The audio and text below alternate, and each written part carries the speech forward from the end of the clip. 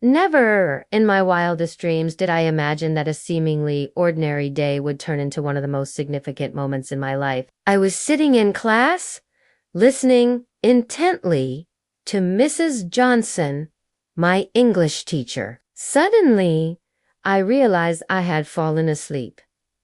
Embarrassed, I tried to wake up quickly. When I looked around, I saw my classmates snoozing too.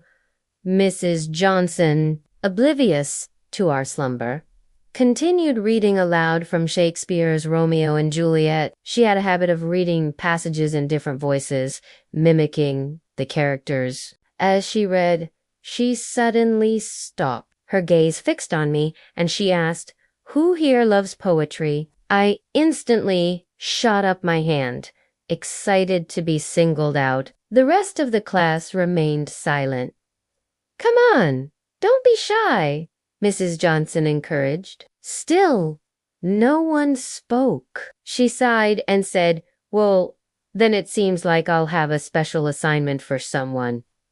My heart sank. Special assignments meant extra work, and I already had enough. However, there was nothing Mrs. Johnson could assign that would be more exciting than this. Curiosity got the best of me. Before I knew it, I was being called to the principal's office. At first, I thought it must be about my falling asleep in class. But as I knocked on the door, I heard Mrs. Johnson's familiar voice from inside. Taking a deep breath, I pushed the door open and saw both Mrs. Johnson and Principal Thompson smiling at me. "Have a seat, Zara," Principal Thompson said warmly.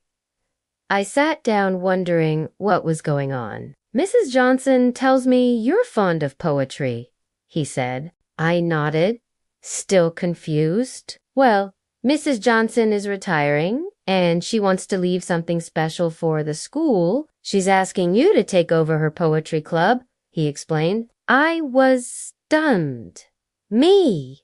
Are you sure? I don't know much about poetry," I protested. "That doesn't matter," Mrs. Johnson chimed in. "You love poetry. That's all that matters. You'll do great." Before I could protest further, the principal added, "Think of it as an opportunity to discover new poems and share your insights with others." He handed me a thick book. "Here are some of my favorites," Mrs. Johnson said with a wink. "I'm counting on you, Zara." I looked at the two of them, unsure what to say. I loved poetry, and I couldn't let Mrs. Johnson down. Finally, I managed, "Okay, I promise I won't disappoint you." As soon as I left the office, I ran into my best friend, Ben. "What did the principal want?" he asked. I told him about my new assignment. "Oh, wow. Congratulations," he said, surprised. "I bet you'll do great." I smiled, but inside I wasn't so sure. The next day, I gathered my courage and went to see Mrs. Johnson. She was packing boxers in her classroom. "Are you ready?" she asked, smiling. I hesitated. I think I am. "Can we go through some of the poems together?" I requested. She agreed, and we spent the whole afternoon talking about poetry. When the bell rang, signaling the end of classes, I walked back to my classroom, which was now empty. I sat at my desk thinking about all the poetry I had to familiarize myself with. Suddenly, I heard footsteps. Startled, I turned around and saw none other than Mr. Williams, my physics teacher. "Looking for something, Mr. Williams?" I asked cautiously. I just wanted to check if anyone was in the classroom," he replied awkwardly. I watched him walk away, puzzled by his strange behavior. In the following days, I spent my free time poring over Mrs. Johnson's poetry book. I read poems by Rumi, Walt Whitman, Maya Angelou, and many more. Each poem touched me in different ways. They made me feel emotions I had never felt before and opened my eyes to new perspectives. I couldn't wait to share them with others. Finally, the day of the first poetry club meeting arrived. I set up a table and chairs in the library and put up a sign outside. As students trickled in, I greeted them warmly. Welcome to the poetry club. Feel free to sit wherever you'd like. The club consisted of around 15 students, mostly seniors like me. I started this session by sharing one of my favorite poems, Fire and Ice by Robert Frost.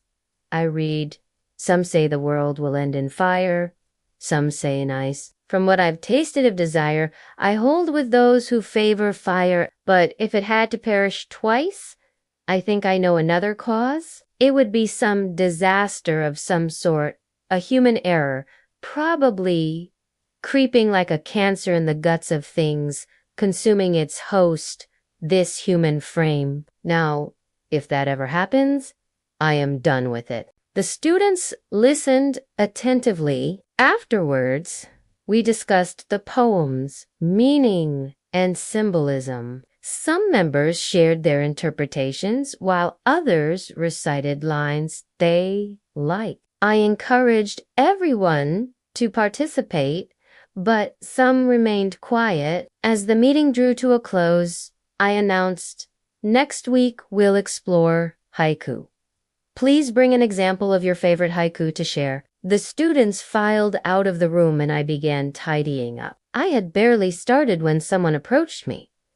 "Zara, right?" he asked. "Yes," I replied, turning around. "I'm James from your physics class, remember?" I nodded, smiling. "Do you enjoy poetry?" he asked. "Actually, I just joined because of your announcement," he admitted sheepishly. "Well, it's never too late to appreciate poetry," I said warmly. He smiled and turned to leave. "See you next time," I called out. "Yeah, see you then," he replied. The following week, James came to the poetry club prepared. He shared a haiku he'd written himself. "Autumn leaves falling down, glowing colors, crisp air so cool, winter's touch draws near," he read. Everyone applauded. "That was beautiful," I said, genuinely impressed. He blushed and took a seat. During the next few weeks, I delved deeper into poetry with the club members. We read sonnets, odes, and elegies.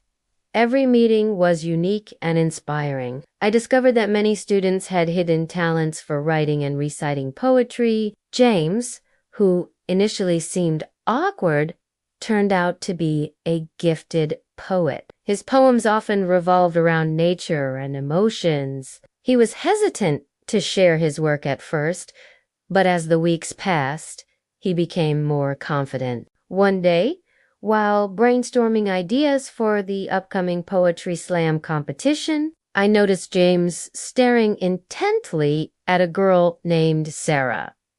Both were sitting at a table engrossed in a discussion. I couldn't help but smile. James was known for his introverted nature, so seeing him connect with someone was heartwarming. As the day of the poetry slam competition approached, excitement filled the air. The school auditorium was decorated with colorful streamers and balloons. On the stage, a microphone and 2 chairs were set up. When it was our turn to perform, I confidently introduced James and Sarah to thunderous applause. They sat down and began reading their poems.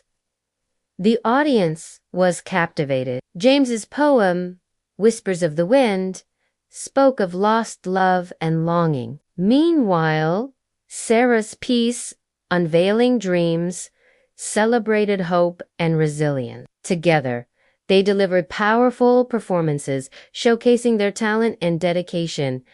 Their hard work paid off. They won 3rd place in the competition, receiving a certificate and a bouquet of flowers. After the event, I found James and Sarah backstage. "Congratulations," I said, beaming. "Thank you," they replied in unison. I noticed James glancing at Sarah. It was evident that he admired her. Gathering my courage, I said, James, if you like Sarah, you should tell her. He turned to me, surprised. Do you think she likes me? He asked hesitantly. Only one way to find out, I said with a wink, nudging him towards Sarah.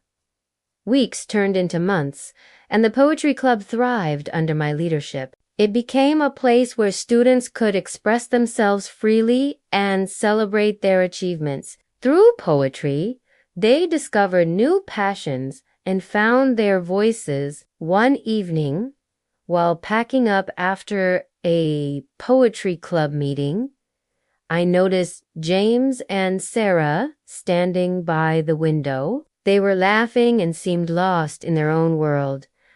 I couldn't help but smile. Seeing the poetry club bring people closer was incredibly satisfying. As the school year drew to a close, I felt a sense of accomplishment. Not only had I honored Mrs. Johnson's legacy, but I'd also helped students find their voices through poetry. As I watched James and Sarah walk away together, I knew that the poetry club had become more than just a literary group. It had become a place of inspiration, growth, and friendship.